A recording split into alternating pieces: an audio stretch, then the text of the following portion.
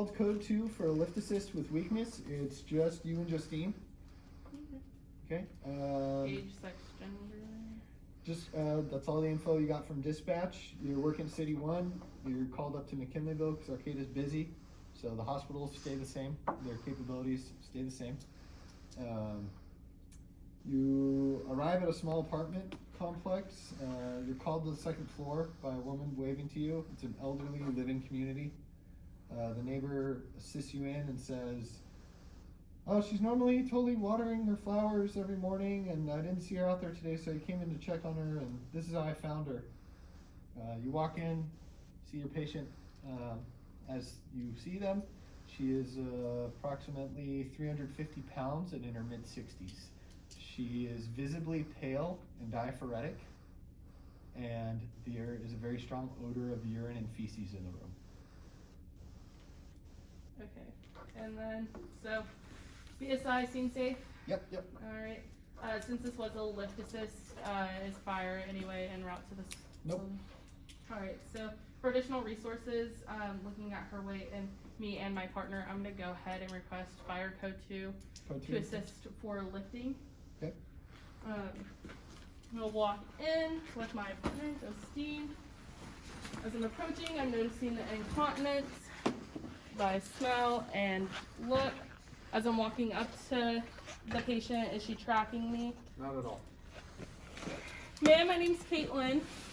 I'm with the ambulance. No response. No response. Alright. I'm gonna go ahead and check a radial. Is her eyes open, anything like that? No response to verbal, and you don't feel radial pulse. Don't feel a radial pulse. Do I have a carotid?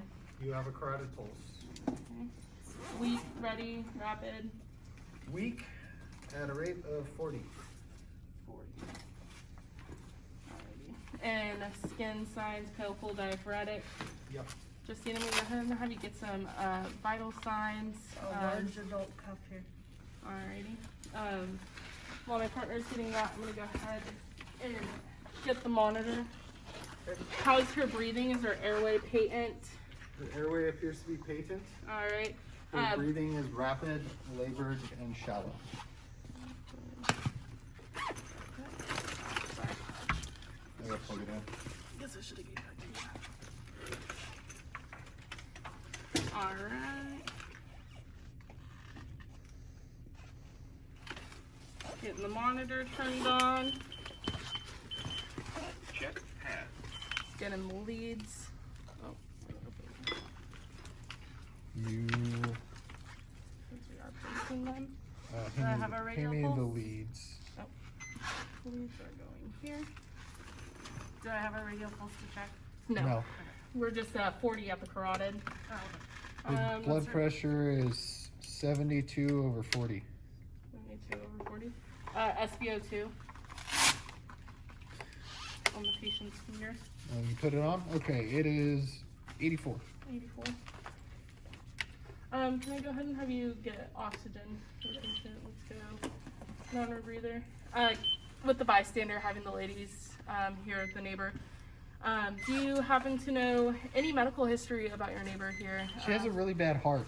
Bad heart? Mm-hmm. Okay. Can you tell me anything more about that? Like, she going to the hospital for like any kind of surgeries? I don't know her that well. I just know she has a bad heart. Know that well? Yeah. Okay. Any home medications here or anything that I see in the house? I can go look for a list for you. Okay. I'm going to go ahead and have you do that for me. Oxygen's on. Oxygen's on. Any change in the SpO2? Still at 72 over 40. Looking at the monitor now that I have her going.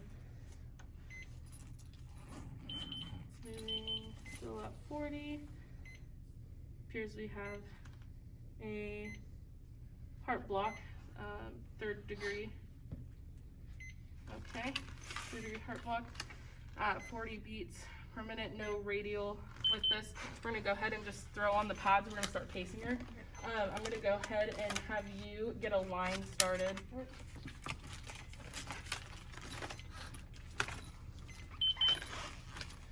Plug in my pads. Okay, pads are plugged in. All right. Go ahead and go to the shoulder, to the left lower.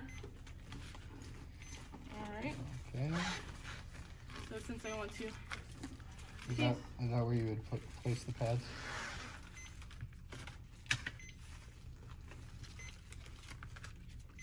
Okay. Yes. Okay. You don't have to hold them on there. It's Okay. So on the monitor, since I want to pace, I would need to switch to the pacing setting. Okay. Alright. They do not have all the statements. There's IV start kits right there. Oh, perfect. Alright. So per policy, you'd want the output to be set to 80. There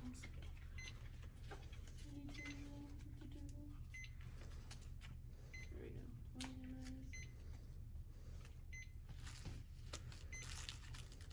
So just walk me through what you're doing.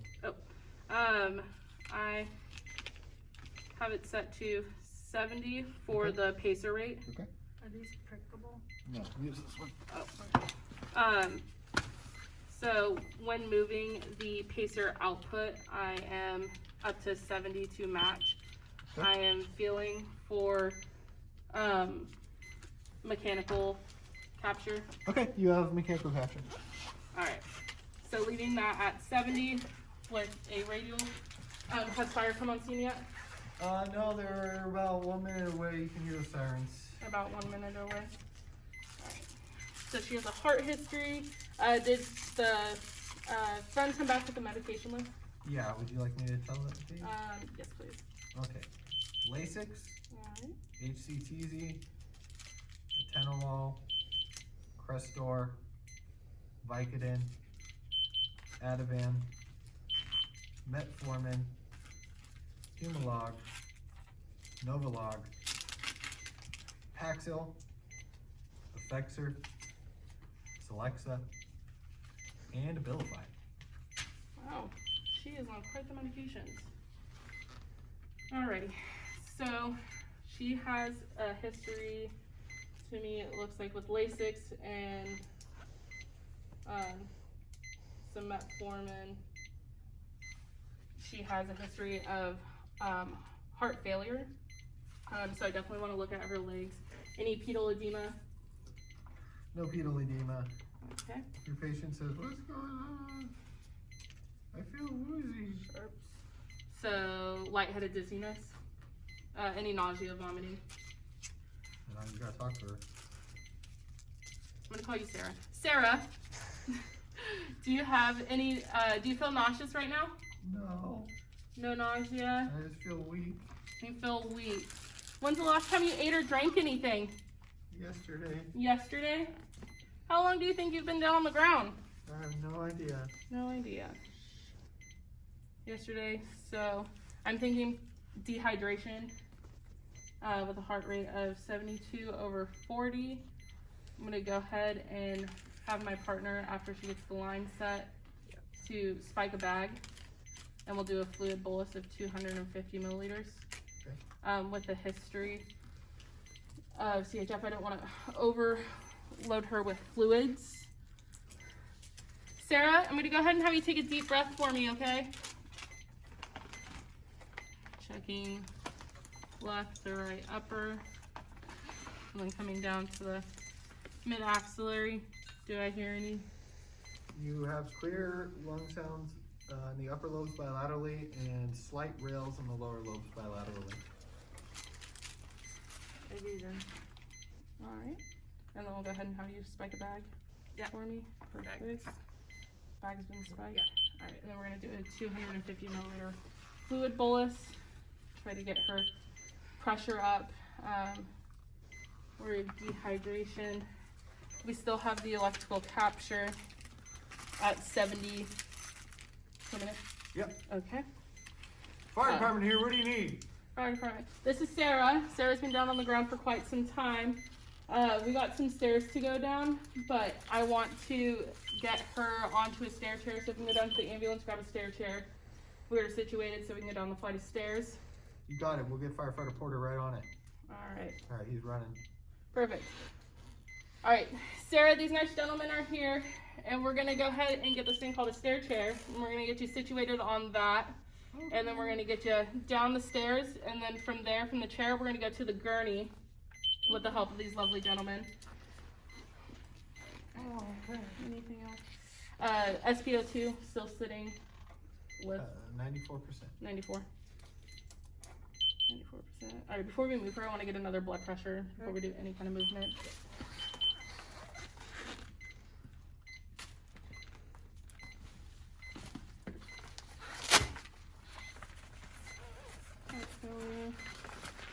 Sarah, are you allergic to any medications?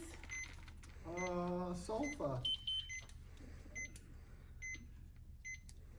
Sarah, when's the last time that you've seen your doctor? Oh, when you put my pacemaker in last year. Last year? Okay. So I'm gonna just go ahead and do another secondary, look for any kind of trauma since she's been down for a minute. Blood pressure? Blood pressure 82 over 50. 2 over 50. Let's go ahead and just open the fluid up after the 250 bolus.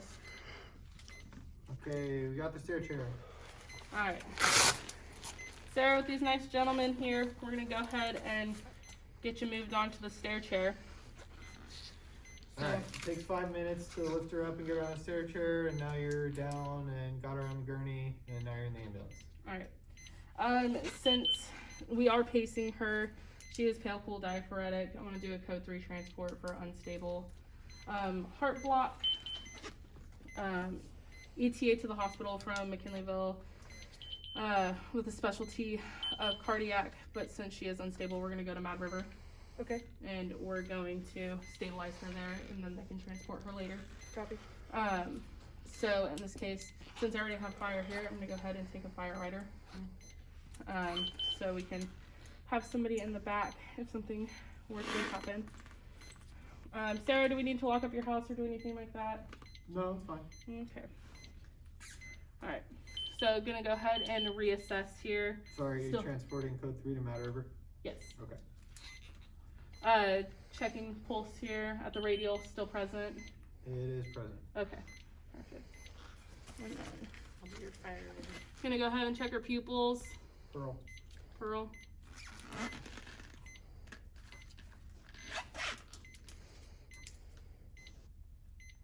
Okay. Still doing good on the 15 liters per minute O2. Yep. Okay. Medical consent. 94. Sarah, can you go ahead and squeeze my fingers for me? She squeezes your fingers. Okay. Equal. Equal? Yep. Can you wiggle your fingers? Equal. Perfect. Can you push down for me, Sarah? Equal. Push pull. Perfect. And then going back, did I note any edema in the legs bilaterally or No distal edema noted. not distal? Any JVD? No JVD. No JVD. No edema.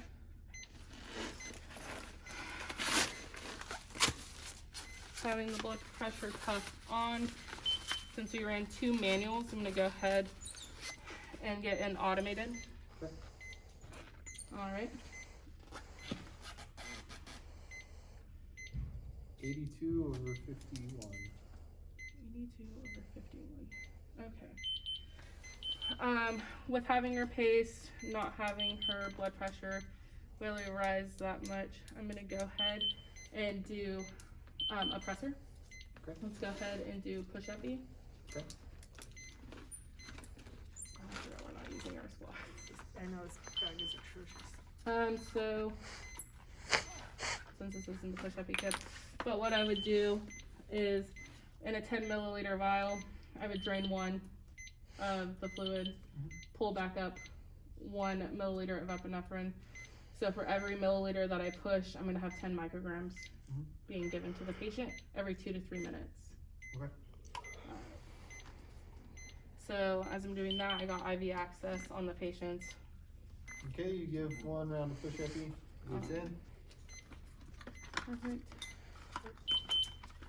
And you're about 4 minutes from the hospital. 4 minutes from the hospital. Okay.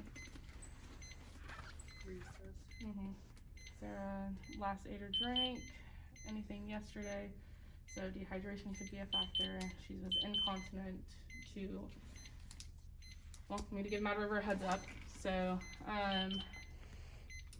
Mad River City 1, Code 3, medical. Go ahead.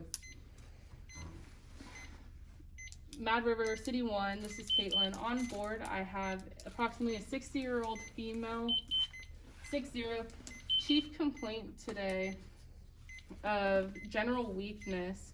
After putting her on our monitor, she did have a 3rd-degree heart block. We are currently pacing her at 70 beats per minute. We do have capture. She was statting at 84% on room air. We do have her on a non-rebreather at 15 liters per minute, got her back up to 94. Her blood pressure was sitting a little low at 82/51. We have fluids going. We gave her 1 round of push epi, so 10 micrograms. We are ALS at this time, and we'll be at your back door in 3 minutes. Dr. Lou is asking if you think this patient may require cardiology services. Mad River, City 1, affirmative. Okay, Dr. Lou is ordering you to bypass to St. Joe's. Mad River, City 1, affirm. Will you give a heads up to We St. sure Joe's? will. Thank you. Okay, they gave full report to St. Joe's. You'll be there in 5 minutes. Is there anything else you would like to do for this patient? I'm continuing to monitor, repeat another blood pressure, see if the push epi got her up a little Blood bit more. pressure is 98/64. Okay, then I'm gonna go ahead and ask Sarah any more questions. If fermentation has changed, run another thing. Sarah, can you tell me where you're at right now? I'm in an ambulance. You're in an ambulance. Do you remember what happened? No. No. Sarah, do you know what city you live in? No. No. Well, you live on the coast. You live in McKinleyville. It's a god-awful drive out there, but has some nice views. Yeah, just continue to monitor my patient. Since their pace, still have the capture. Give St. Joe's now a heads up, but You don't have to. you know, Okay, are you done with this scenario? yes.